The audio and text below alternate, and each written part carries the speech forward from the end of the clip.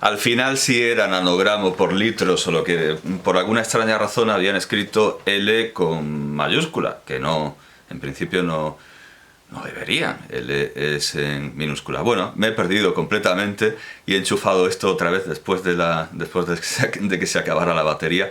Sí, estaba leyendo lo de la BBC, que he perdido. Aquí está, la BBC. Entonces, su péptido, qué maravilla de palabra, su péptido natriurético cerebral había aumentado a 1053 nanogramos por litro, cuando lo normal, dice lo normal es por debajo de 55 nanogramos por litro, y su fracción de eyección estimada era del 25%. Todo esto se lee en el informe publicado este viernes en 2014, en la revista de The Lancet. Claro, el hecho ocurrió en 2012 y el informe científico se puede hacer en 2014.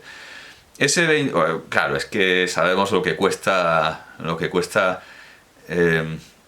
introducir un artículo en una revista científica siempre y cuando no vaya de la epidemia de moda. Ese 25% significaba que el corazón del paciente apenas si bombeaba una cuarta parte de la sangre, que le entraba a cada latido.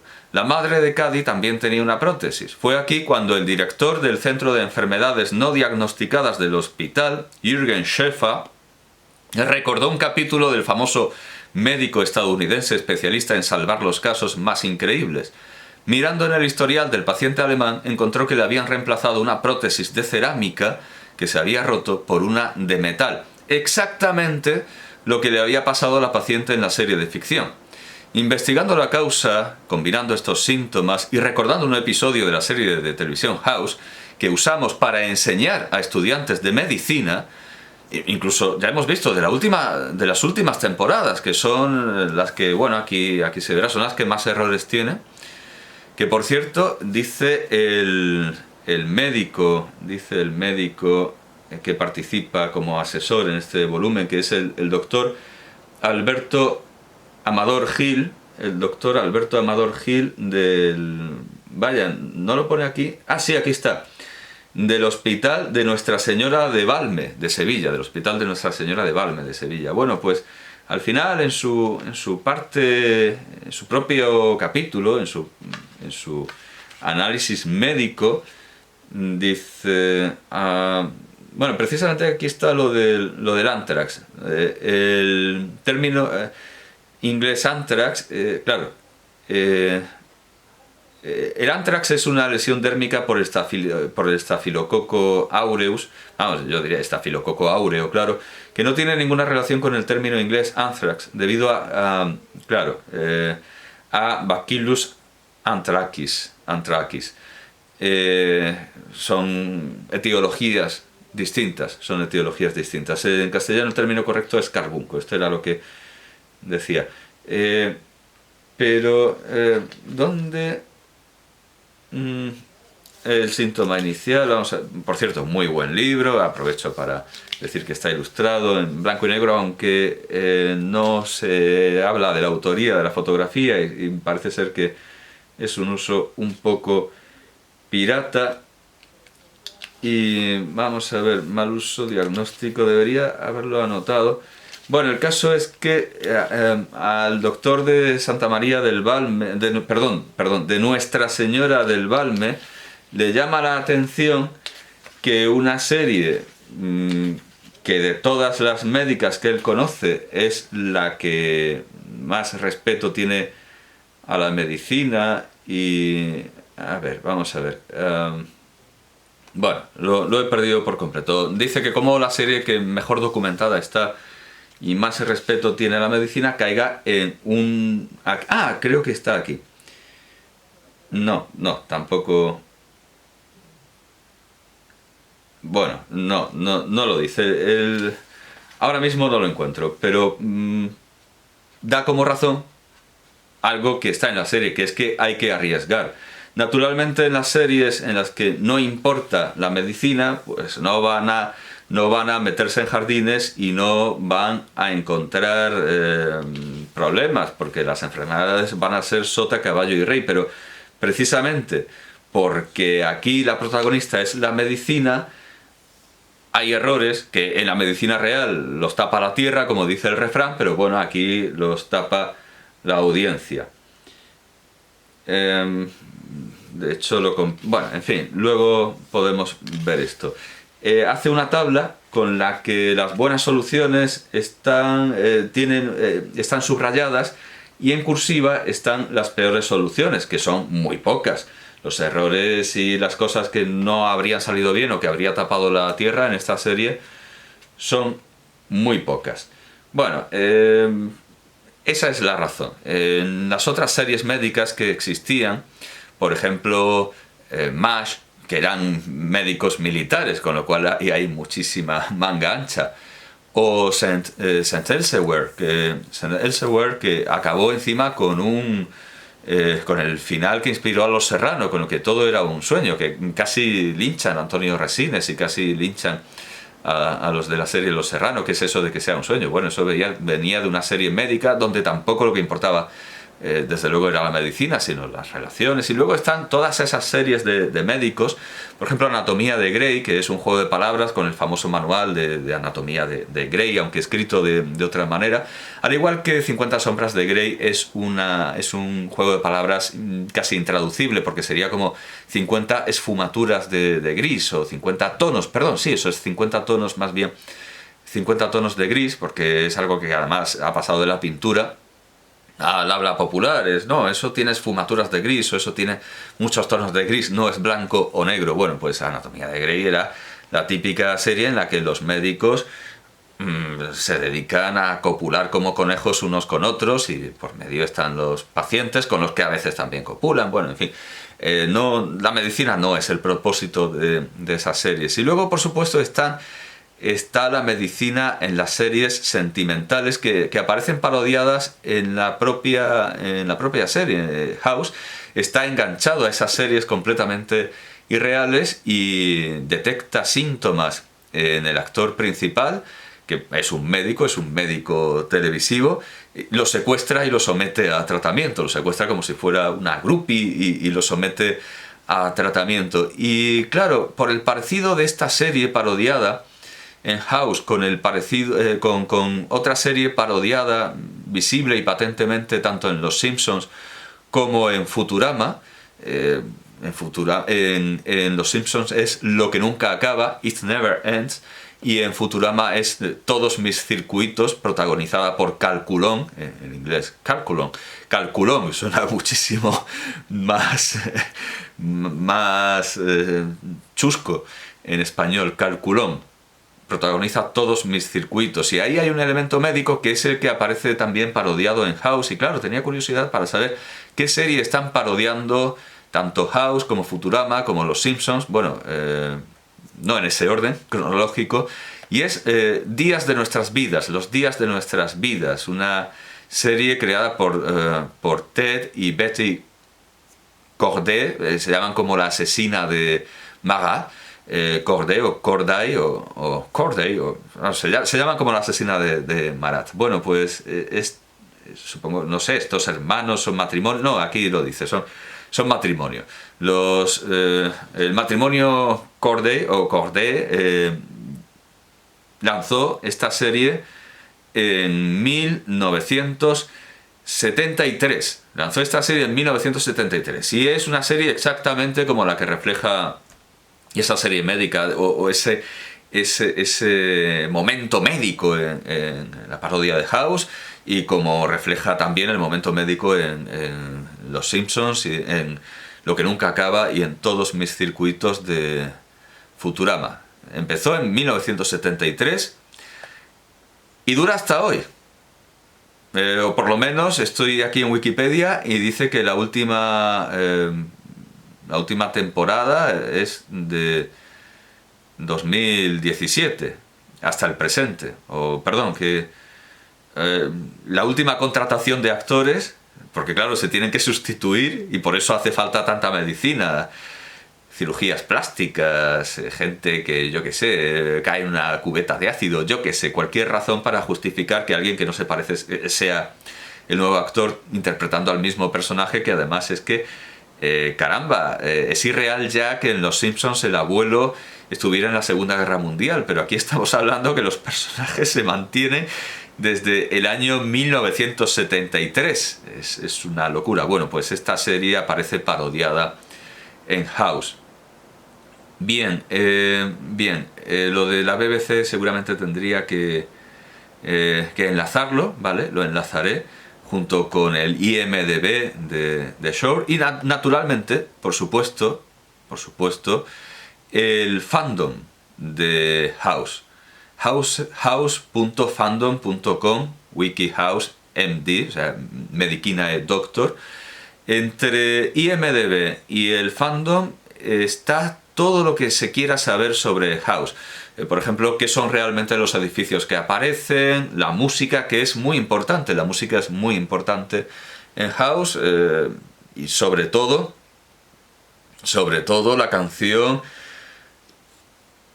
No puedes tener todo lo que quieres, señorita, de los Rolling Stones, escrita por Mick Jagger y Keith Richards. De hecho, House se la cita a Cady, a su jefa, a la doctora Lisa Cady, la directora del hospital, remitiéndola al filósofo Jagger, que precisamente, como los ingleses pronuncian todo a la buena de Dios y es un desastre y da casi alipori verlos pronunciar el griego, pues evidentemente porque los ingleses y los americanos, los anglófonos, porque también hay un australiano, hay un actor con acento australiano que es el que interpreta al Dr. Chase. Bueno, pues como los ingleses lo pronuncian todo como les dé la gana, pues puede perfectamente decir el filósofo Jagger y parece que se está refiriendo a Werner Jäger, pero se está refiriendo a Mick Jagger, y está citando esta canción suya y de Richards, que es No puedes tener todo lo que quieres, señorita, pero resulta que Lisa Cady investiga y dice, sí, he mirado lo del filósofo Jagger, y dice, pero si lo intentas un tiempo, puedes tener lo que necesitas. Y está muy bien traída y además aparece el coro inicial en uno de los primeros capítulos, el coro que fue una idea de Jagger, fue una idea de Jagger, no de Jäger, sino de Jagger, pero resulta que según él, claro, y no está muy seguro, porque el estado en el que habitualmente se encontraba, pues lo mismo se lo podría haber aconsejado pues Pinocho o una galleta gigante. El caso es que él recuerda que lo del coro, lo de meter el coro, se lo sugirió Nietzsche, pero no Friedrich Nietzsche, no Nietzsche el filósofo, sino bueno, es fácil de encontrar. De hecho, si tecleo encuentro el videoclip oficial en el que está ese magnífico videoclip, muy bien hecho, en el que está John Lennon, está ahí John Lennon de groupie, está John Lennon de fan. Desde luego yo por supuesto prefiero House al resto de las series médicas por la misma razón por la que prefiero a los Rolling Stones frente a los Beatles, aunque los Rolling Stones admiran profundamente a los Beatles y los usan como modelo, y desde luego esta canción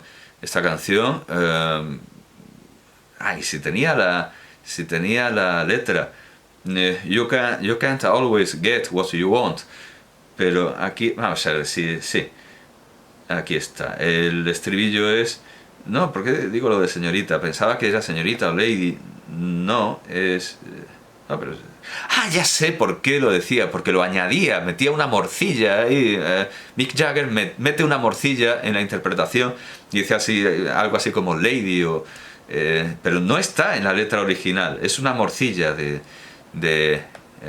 Jagger, que no de Jäger. Bueno, pues el Nietzsche que se lo aconsejó fue este asqueroso sonido, porque estoy buscando en la página en español y tanta profusión de datos no aparece en español, sino que aparece en inglés. En inglés sí que va a estar en la Wikipedia sobre esta canción en concreto, que pertenece al disco Honky Tonk Women.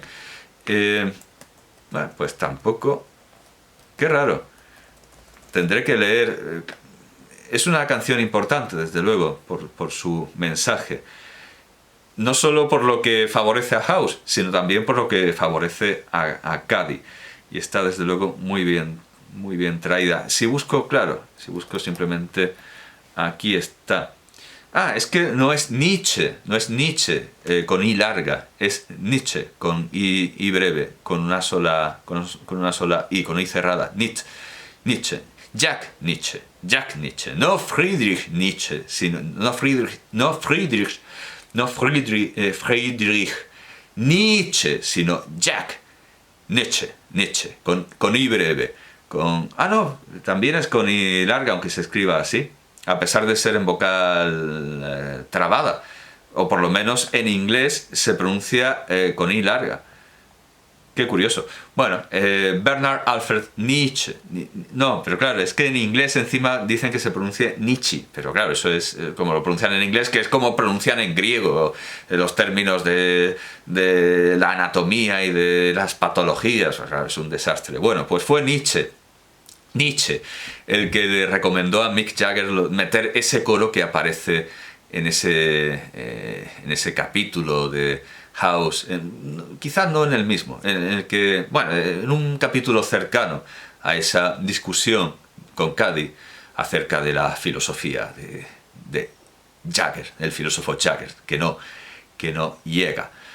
Bueno, la música, los edificios, todo, la fotografía, se encontrará todo entre IMDb, en los análisis de cada capítulo, incluyendo los errores de todo tipo, y el fandom, que ahí se han esforzado en investigar House como si fuera Aristóteles. O sea, ahí está todo. Pero ¿qué pasa? Que ese todo, al igual que la serie, es demasiado. Por eso yo veo absolutamente imprescindible un libro que sea una guía, y este libro lo he encontrado en español, no en inglés, curiosamente, porque hay una guía oficial de la serie House, pero que se hizo cuando quedaba bastante para terminarla, por lo tanto está incompleta. Y además se centra demasiado en lo fragmentario, en entrevistas a los actores principales, y también no es demasiado, pero es demasiado poco. Y luego hay 2 volúmenes sobre la medicina en House, pero no están escritos por un médico, están escritos por un periodista científico, están escritos por un periodista médico, que, en fin, es lo que podríamos hacer todos, con un diccionario médico, sin haber estudiado la carrera y sin haber llegado a la pericia, a la práctica, a la clarividencia, que hace falta para juzgar las cosas como un médico y no como un periodista médico. Y aquí sí hay un médico, como he dicho, es el doctor Alberto Amador Gil, del Hospital Nuestra Señora de Valme en Sevilla. Y yo encuentro que, aunque le falta la temporada octava, pero la temporada octava, bueno, naturalmente hay que ver los 2 últimos capítulos, y además el último es de los pocos que están dirigidos por David Shore, y que naturalmente también contrahace el personaje de Sherlock Holmes de Sir Arthur Conan Doyle, porque al igual que Sherlock Holmes parece que está muerto, pero en realidad no, eso también está tomado de Holmes, también está tomado de Conan Doyle. La octava temporada, a pesar de que es una serie tan conservadora, que quiere guardarlo todo, pase lo que pase, siempre sigue siendo lo mismo. De hecho, es una serie que pertenece al género procedimental, y yo creo que es de las series más procedimentales que conozco. Me doy cuenta también de que a mí me gustan las series en las que pasa siempre lo mismo, y en House pasa exactamente lo mismo, y cuando empieza a haber demasiadas tensiones amorosas del estilo de estas series de médicos en las que todos copulan con todos, o hay tramas que duran más de un capítulo, y de eso se encarga Shore, precisamente de las tramas que duran más de un capítulo, yo me amusgo y no es lo que yo quiero. Yo lo que quiero son series como Columbo, en donde siempre pasa lo mismo, sabemos quién es el asesino desde el principio, y luego, como decía el propio Peter Falk, se aplica la técnica de Columbo, que es como si un pato te estuviera picoteando hasta matarte. Es como morir a base de un pato que no deja de darte pequeños picotazos. Hasta que al final dice el delincuente, sí, he sido yo, sí, he sido yo. ¿Qué pasa? Lo sabíais desde el principio, lo sabía el espectador desde el principio. Luego hay cosas que son previsibles, pero que solo pasan si la serie dura demasiado. Y es que, claro, es que el Dr. House se líe con Lisa Cuddy. Está como un queso, vamos, es algo evidente, es algo... Hay 3 series muy buenas, muy recomendables, muy canónicas, que yo pongo como modelo siempre. Hay, por cierto, una serie que ya... hay series que he dejado de ver y que no se han recuperado, por ejemplo, Frasier, que era una astilla sacada de Cheers, que es una serie que tampoco se ha vuelto a poner, que era una serie muy meritoria. La serie que hacía un juego de palabras con Pégame un tiro, o que en realidad es ambivalente, porque puede significar fotografíame y ya, que era lo que significaba, porque era una agencia de modelos. Sí, una agencia, bueno, una revista de moda. Tenían un fotógrafo, tenían editores, pero era una revista. Es ambiguo, porque puede ser venga, fotografíame ya, o pégame un tiro ya, just shoot me. Esa serie tampoco la he visto, y eran buenas, pero bueno, 3 de las mejores series que afortunadamente sí que se pueden ver con frecuencia. Claro, si nos ponemos así, hecho en falta también Búscate la vida, Los Roper, pero bueno, de las series que afortunadamente sí se pueden ver porque están en las plataformas, hay una afinidad enorme entre 3 de las mejores series de todos los tiempos, que son House, Seinfeld y Futurama, que es que tienen un personaje femenino que al principio no está previsto que se líe con el protagonista, pero claro, es que si eso dura mucho es una obviedad que el personaje femenino es enormemente atractivo, aunque en el caso de Futurama tenga un solo ojo. Y es que si dejamos pasar el tiempo, por muy torpe y muy lerdo que sea el personaje, y House desde luego no lo es, pues acabará intentando liarse evidentemente. Incluso Fry es un lerdo y sin embargo sí que se acaba liando con Lila, con Turangalila, como la sinfonía de Messiaen, Turangalila, y al final es algo nuclear en la serie, tal como acaba siendo la serie. Y lo mismo ocurre en House. Ese amor entre Lisa Cuddy y House es algo nuclear, y que no sé hasta qué punto estaba previsto desde el principio, porque claro, Sherlock Holmes y Watson tienen una criada, pero que no... Sin embargo, es bastante atractiva en el Sherlock Holmes de Miyazaki, aunque también ahí es lo mismo, tiene un solo ojo. Bueno, ahí es una criada furra, o sea, es un animal peludo, pero bueno, para los cánones claro, pero Sherlock Holmes es un zorro, así que tampoco... Bueno, claro, yo creo que si dura un poco más Sherlock Holmes, en fin, pues bueno, y también pasa en La Vuelta al Mundo en 80 días, evidentemente, eso de llevar ahí una exótica princesa india. Si eso dura, y La Vuelta al Mundo dura 80 días, pues el destino es casi natural. Lo malo es que House no puede acabar como Futurama, y casi ni siquiera puede acabar como Seinfeld, aunque lo intenta. Seinfeld empieza y acaba exactamente de la misma manera, los 4 amigos hablando. Y House empieza y acaba...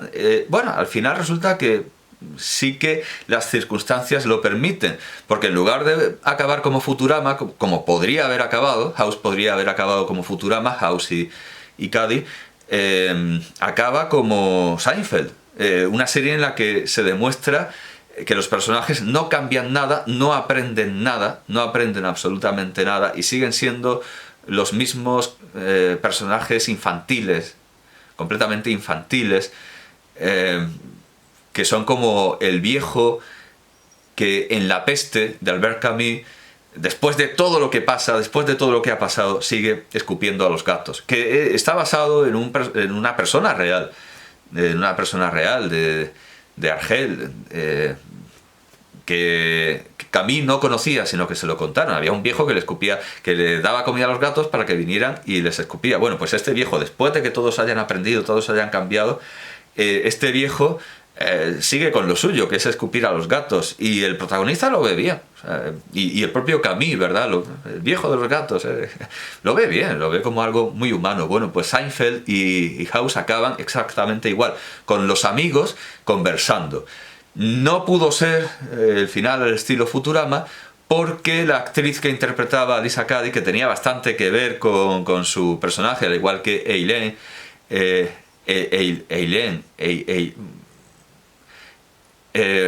que curiosamente, por cierto, Eileen en Seinfeld no es judía, no es judía, a pesar de que... Y claro, y el italiano, que en realidad es Larry David, el personaje de Constanza es Larry David, pero no es judío, es italiano, pero al final es una especie de italiano bastante judío, y tampoco es judía Elaine Benes, pero vamos, y hay que explicarle algunas cosas judías, e incluso se las explica el italiano, se las explica George Constanza le explica la cultura judía a Elaine, que no será judía, pero bueno, casi es judía honoraria, desde luego. Si alguien es, ya lo digo, si alguien es antisemita, que no vea Seinfeld, porque va a pasar un mal rato. Como si ve películas de Woody Allen o series de Larry David, que por cierto, Larry David es desde luego uno de los causantes de que las series de televisión sean productos de altísima cultura, comparables a las películas de Woody Allen o de Scorsese, como el autor de este libro explica al principio. O sea, ya no hace falta justificarse por hablar de una serie de televisión como si estuviéramos hablando del último premio Herralde o del último premio nacional de literatura. De hecho, es que estas series son bastante mejores que las obras que ganan el premio nacional de novela o el premio nacional de teatro. O sea, estas piezas dramáticas, estas construcciones del género teatral son muchas veces muchísimo mejores que las de la cultura oficial, que las obras que en España y en otros países ganan premios nacionales de teatro, etcétera. O sea, ya no hace falta en absoluto justificarse por hablar de televisión ni de series de televisión. Bueno, sí, evidentemente me he perdido un poco. Estaba hablando de ese paralelo, que resulta que, al igual que la actriz que interpreta a Elaine Benes, y que por cierto sale en Troll 3 o algo así, ¿no? O en Troll 1, y hay una crítica muy divertida del crítico que ahora llama su canal Smoker Wolf, en el que, claro, hace la reseña de esta película espantosa y hipercutre, que a él creo que le encanta, y claro, se está refiriendo a la actriz como Eileen. Eileen, no confundir con Eileen, que es ese personaje sobrevenido y quizá por una cuota feminista que aparece en The Regular Show, que aquí se tradujo como Historias Corrientes, en Hispanoamérica como Un Show Más. Sí, Un Show Más. Regular Show, con ese doblaje fantástico al español que hay en castellano, en Historias Corrientes, aunque claro, así nos cargamos la voz de Mark Hamill, que dobla una especie de yeti peludo inmortal. Es una parodia de la película Los Inmortales. Solo puede quedar uno. Bueno, pues Eileen ahí es un personaje que es una guionista, es en realidad una guionista y es una especie de cuota femenina espantosa, aunque la serie al final se salva muy bien. La serie es redonda, pero Eileen, por Dios, qué personaje más aburrido. Es como la Yoko Ono de Mordecai y Rigby. Qué aburrido. Bueno, y claro, el doblaje español tiene esa fantástica adaptación del lenguaje coloquial de Mordecai y Rigby. Bueno, pues Eileen, no Eileen. Bueno, pues evidentemente en Seinfeld pasa lo mismo, aunque ya han sido novios y se supone que ahí no hay relación erótica ninguna, pues la serie dura tanto que se tienen que volver a liar. Los personajes de Jerry Seinfeld, que no ha de ser confundido con el cómico Jerry Seinfeld y su exnovia Eileen Benes. Yo digo Benesch porque entiendo que es como el malhadado y nunca